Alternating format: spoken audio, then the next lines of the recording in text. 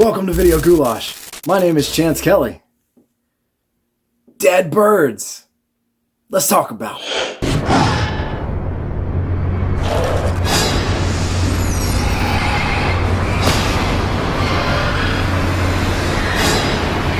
What the hell happened here?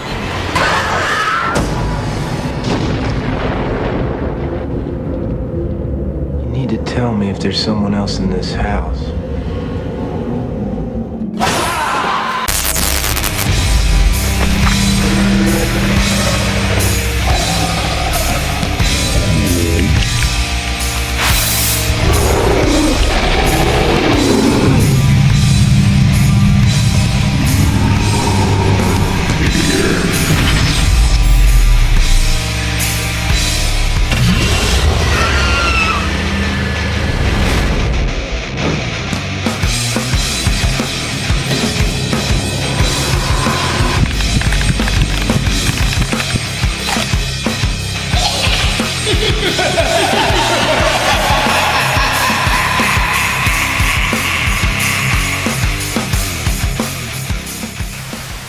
Dead Birds is from 2004. It was written by Simon Barrett, directed by Alex Turner. It's a Western, Civil War era Western, and supernatural cosmic horror movie. The budget is rumored to be around $2 million to $2.5 million, and the box office take from it was unknown. I saw a teaser trailer for this one, either on something I'd bought or maybe something I had rented at the time. And it kind of highlighted this atmospheric, spooky ass sort of Western vibe, and a kind of a creepy cosmic horror kind of Lovecraftian thing by way of like a haunted house motif. So like I was all in. It had a creepy ass cornfield.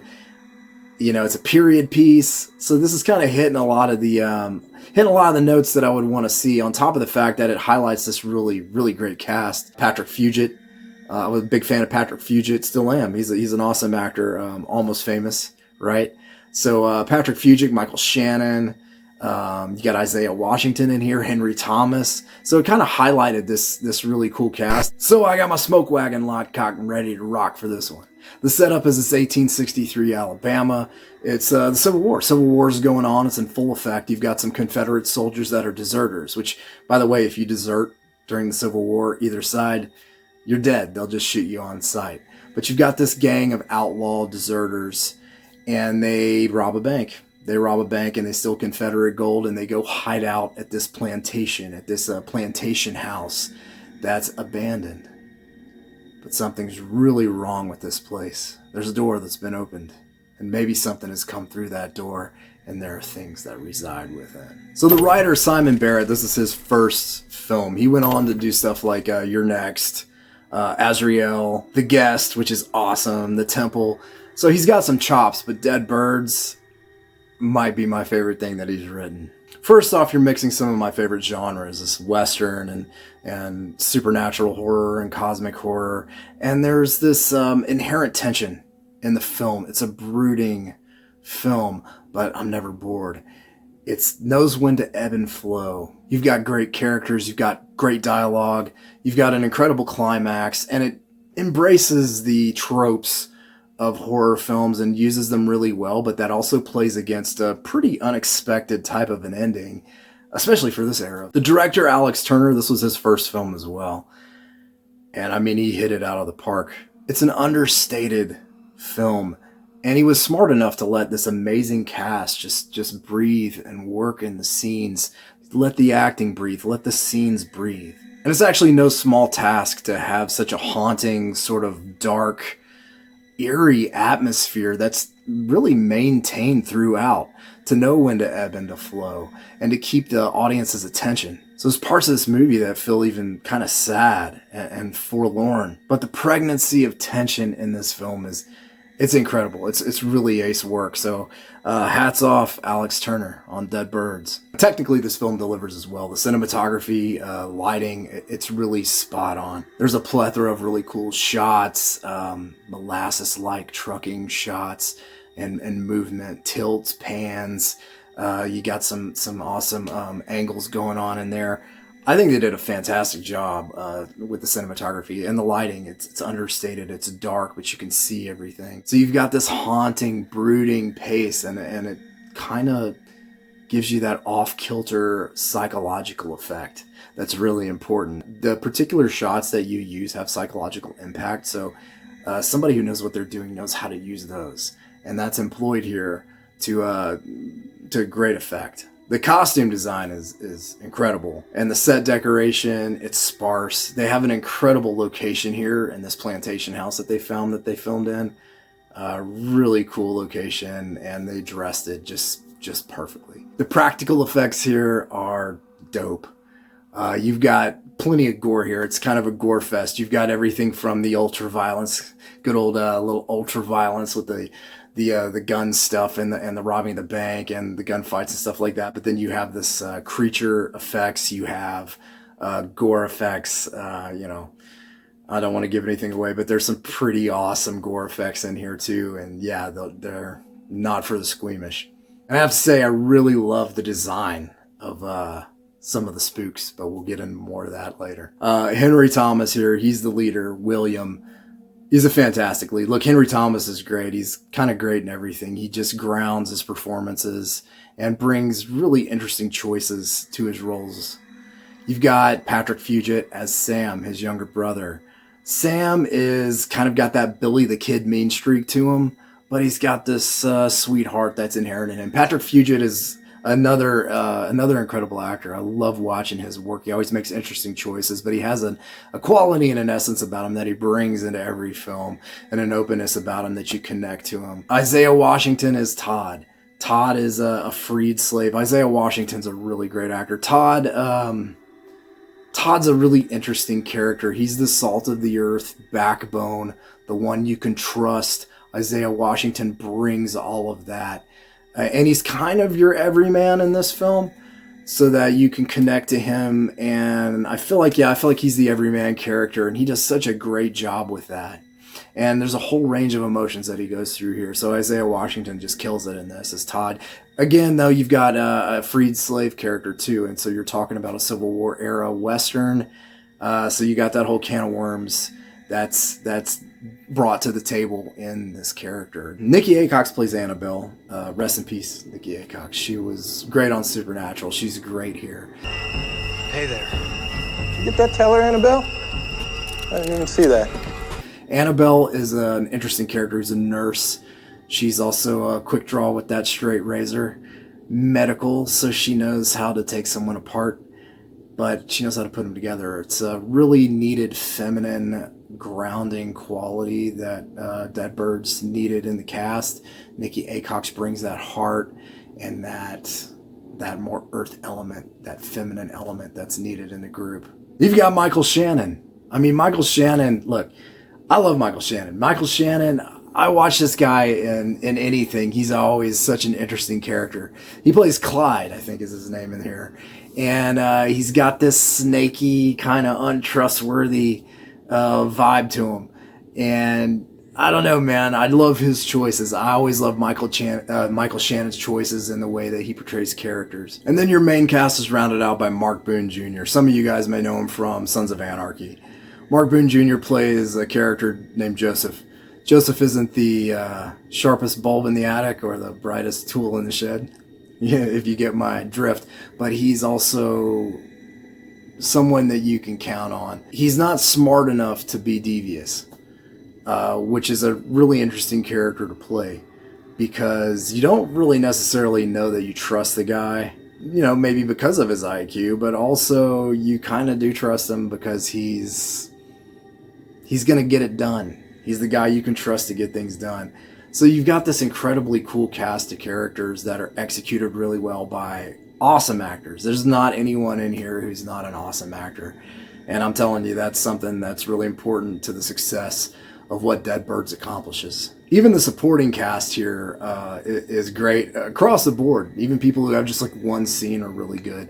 Muse Watson, I'm going to point out in the supporting cast, he plays a really important character. It's a character that doesn't have a lot of screen time, but if it's a character that, if it didn't work, the film wouldn't work. And Muse Watson, he kills it, man. He does it with aplomb. And I want to credit the writing again here, as there's a lot of information to take in. You've got your main moving plot line of this renegade outfit that robs a bank and goes to this plantation. But you have to understand also William and Annabelle's relationship and how they even know about this plantation. That information is sprinkled in throughout. And then you've got the actual history of this place. Why is it evil? What's going on here? What's happened here? And that information is revealed and patterned into the movie really well. I think it's the Simon Barrett and Alex Turner deserve a lot of credit for how the information is revealed in the film that keeps the suspense, keeps the mystery, but you're never bored and it's always answering your questions well enough. But it is smart enough to not answer all of your questions. So spoiler alert time. I'm just going to get into some of this stuff. William and Annabelle know about this place because Annabelle's a nurse. William gets injured during the war, and he's in this makeshift hospital with this other gentleman who is in love with Annabelle. You kind of get the feeling Annabelle may be strung along, and he wants to marry her, but he's getting sicker and sicker, and he also sees how she sees William. She sees William and she loves him. She's instantly in love with him.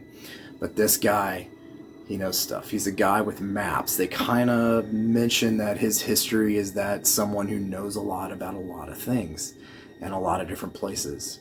And on his deathbed, he tells William about this plantation. And William takes that information and he's going to use it to hide out when they rob the bank and do the thing. But really, this guy told him this information, told him to go to this place because he damn well knows that they ain't gonna come back out.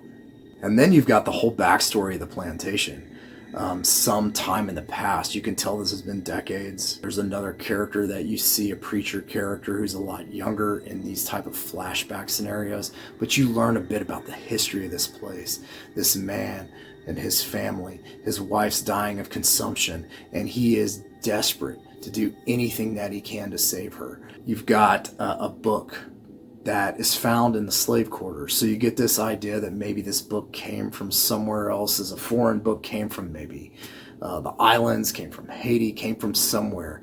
And it's got writing and things in it that you can't understand. He takes this book and he begins to sacrifice his slaves. He begins to kill people and try to open this door to these things that can help his wife. But they don't help his wife. He is on a fruitless mission. He opens this door and these things come in and they invade. They invade his wife, they invade his children, and they begin to be born out of that. These things are from a world that surrounds this world, as it's said in the movie. This is the cosmic horror, the Lovecraftian element. This is the history of this farm. And it's really, really cool because it's just kind of sprinkled in there for you to understand. Just hints at this huge evil that's come through this door and infested this place. And the preacher and other people have taken this man. They come along, they find this man and what he's done to his family, and they hang him up in the cornfield. They kill him, and they get the hell out of that place because that place is cursed. But the last thing that this man says is that he's opened a door and that it's still open. Just you wait and see. You have no idea. As the movie sort of unfolds and the characters start getting picked off one by one, Todd, he has an interesting outcome. You're not really sure what happens to him in the context of the film. And then you've got the end. The end that kind of takes you by surprise, but is hinted at throughout the film. I'm going to start with the CGI. Look, CG from this era of film just doesn't hold up well. I mean, it doesn't work. It never really worked in the first place, honestly. I will say this, a lot of the CG work in Dead Birds, some of it holds up really well. It's probably the best example of how to do it well and do it right.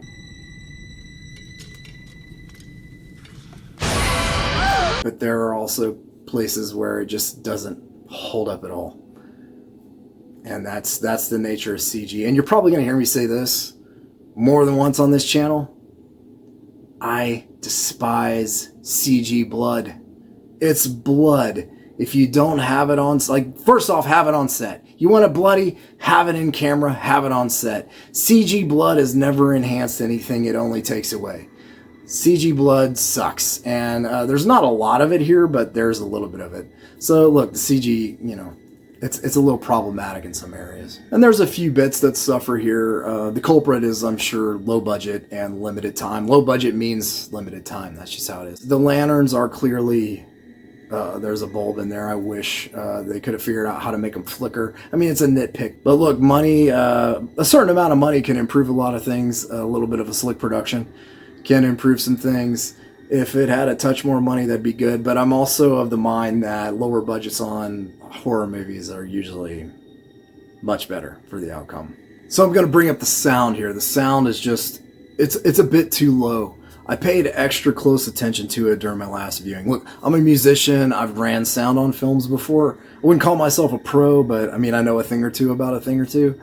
And paying really close attention to it, I'll say like the mix, the sound mix is really well. I think the capture of the sound is really well done. The soundtrack, the score is laid in perfectly. I think everything's at the right level, but I think it needs a remaster. It needs a cleanup. The dialogue just doesn't pop. It's a really quiet film and a very hushed film. The dialogue should pop a little bit more. I think that's a budget thing. I think this film needs to be remastered. It needs to be brought into high definition. And if they can do that and clean up the sound, that'd be epic. The mood of this film, the atmosphere of this film is just, it's bar none just scary as hell. How things unfold, the way the information is laid into the script, into the production, it's awesome. The actors, from top to bottom, they bring something to their characters, each and every one of them. It's fantastic. The director, like I said, he knew how to let the scenes breathe, how to give the actors the leeway. And all of that is here. You've got that brooding, foreboding sense of dread. And it never lets up. It never lets up, not one time. Damn movie is seriously terrifying. And that is just awesome. I gotta point out the costume department. Whoever did the costumes on this film looks like big budget. It looks big. I mean, the costumes are just ridiculously authentic.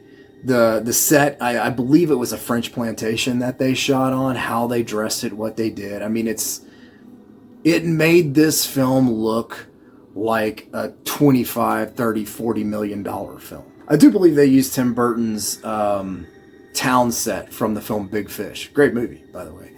To do the bank heist and the town square robbing of the bank stuff. It's just epic. It's epic. The movie looks way bigger than the budget would tell you that it is. And I have to point out the score. The score is awesome. It's disturbing, atmospheric.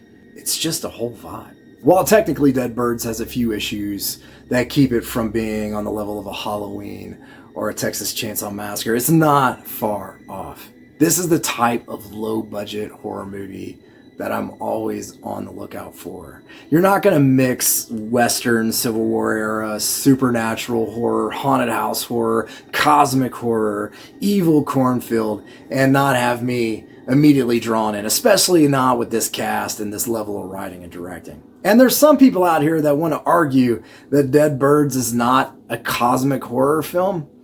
And I don't play this card often, but I'm right and you're wrong. And I'll tell you why. First of all, this movie's plot is loosely based on Robert E. Howard's Pigeons from Hell, which is probably where it got Dead Birds as a title. A little homage there, but also I think Dead Birds just works as a title. But I digress. We're talking about Robert Howard's Pigeons from Hell, which this is loosely based on. Robert Howard and H.P. Lovecraft were good friends. They wrote a lot of letters back to each other. If you ever get a chance to read Robert Howard's original Conan stories, some of his stuff, it's cosmic horror all day long. Second, if you check the documentary on the DVD, they actually show you some shots of the script. When these others come through, they're called the old ones in the script. That's literal Lovecraft. But even if you don't know all that extracurricular stuff, just pay close attention to the movie and what it literally tells you. Open the door. You're talking about people that enter a realm. You're talking about doors that remain open. You're talking about, where's the gold? Where's the gold? You know where the gold is? It's probably still on the table. They're just not there anymore. You've got a father character from the past who uses a literal occult book. It's esoteric. It's alchemic. He's opening doors. These things are using people as portals. They exist in a world around our own. That's what it said. Patrick Fugit, when he is possessed, says it's no door that you would understand. You understand where I'm going here? This is full-on Lovecraftian horror. This is interdimensional monsters, beings from somewhere else that have punched through. That is cosmic horror, my friends.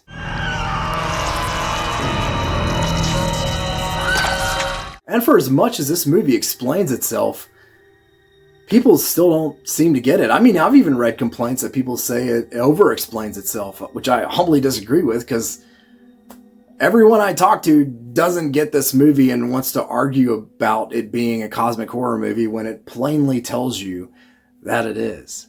Let's talk about Todd. Let's talk about the fate of Todd, who comes face to face with this thing and seems to go back and disintegrate. What happened to Todd? Todd moved out of this horror dimension wherever they're at and either went back to our dimension, our own place, and survived, or was obliterated into some other horrible place. And then you've got the end.